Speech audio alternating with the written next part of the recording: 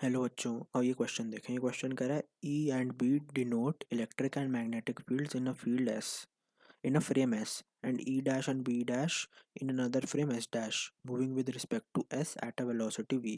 Two of them equations are wrong. Identify them. देख, जब भी equations are wrong आता है ना, डायमेंशनल एनालिसिस याद में आना चाहिए। डायमेंशनल एनालिसिस आना चाहिए दिमाग में। अब मेरे दिमाग में क्यों आया? क्योंकि इक्वेशंस जो है, इक्वेशंस की बात कर रहा है कि इक्वेशन सही है या नहीं है। यू डायमेंशनल एनालिसिस ही हमें बता सकता है। और हमें एक और रिलेशन पता है, ई जो होता है वो वी टाइम्स बी होता है। कैसे? क्योंकि अगर दोनों इलेक्ट्रिक फील्ड की वजह से फोर्स और मैग्नेटिक फील्ड की वजह से फोर्स इक्वल होए, तो मतलब E times Q should be equal to Q V B. ये काटूंगा, क्या आ रहा है? यही तो आ रहा है। ठीक है, ये रिलेशन आ गया। अब देखते हैं पहला। ये आ रहा है, देख, डायमेंशनल एनालिसिस क्या बताता है, अगर दो चीज़ें ऐड हो रही हैं तो उनका जो डायमेंशन है सेम होने चाहिए। तो मतलब जो बी वाई का डायमेंशन है, वही डायमेंशन जो है वो E V E Z square by C square का होना चाहिए। ठीक है यार, मैं इसको मैं V square by C square by B लिख सकता हूँ। मैंने ई की वैल्यू पुट कर दी यार।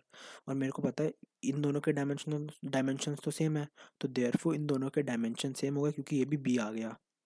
ये जो सिंप्लीफाई करके ये बी ई आ गया, मैग्नेटिक फील्ड ही आ गया।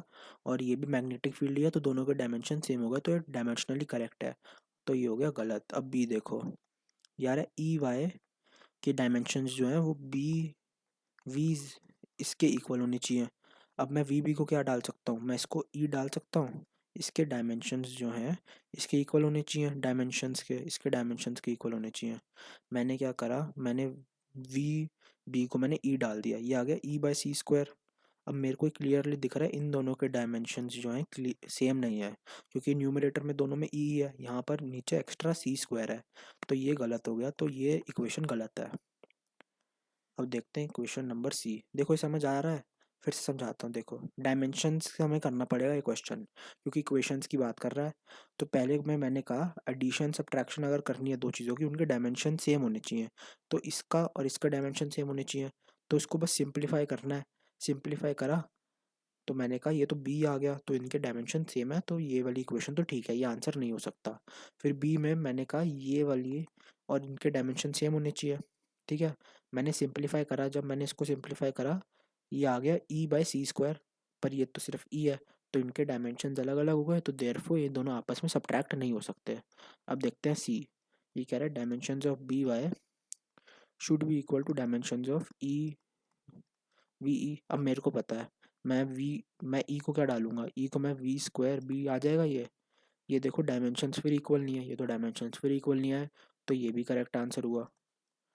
सिंप्लीफाई करके मैंने देखा डायमेंशन आ रहे हैं वी स्क्वायर बी, पर सिर्फ मेरे को बी चाहिए। अब डी देखो, डी कह रहा है ई के डायमेंशंस जो है वो डायमेंशंस वी इंटू बी के ही होने चाहिए। हाँ यार, ये तो क्लियरली ये सेम है, ये सही है, इसके डायमेंशन सही है, तो ये आंसर नहीं हो सकता। ई सा क्वेश्चन था यार, मैंने 2 बार एक्सप्लेन कर दिया है, एक बार फिर से कर देता हूँ यार। मेरे को बस डायमेंशंस देखने थे कि इसके डायमेंशंस और इसके डायमेंशन सेम है या नहीं है, इसके डायमेंशन सेम है या नहीं है, इसके डायमेंशन और इसके डायमेंशन सेम है या नहीं है, और सिमिलरली इसके और इसके सेम है या नहीं है। क्यों देखा मैंने ये? क्योंकि यार डायमेंशनल एनालिसिस यही तो कहता है कि डायमेंशन सेम होनी चाहिए, तभी एडिशन या सब्ट्रैक्शन हो सकती है दो चीज़ों की। होपफुली आपको समझ आ गया। Thank you and best of luck.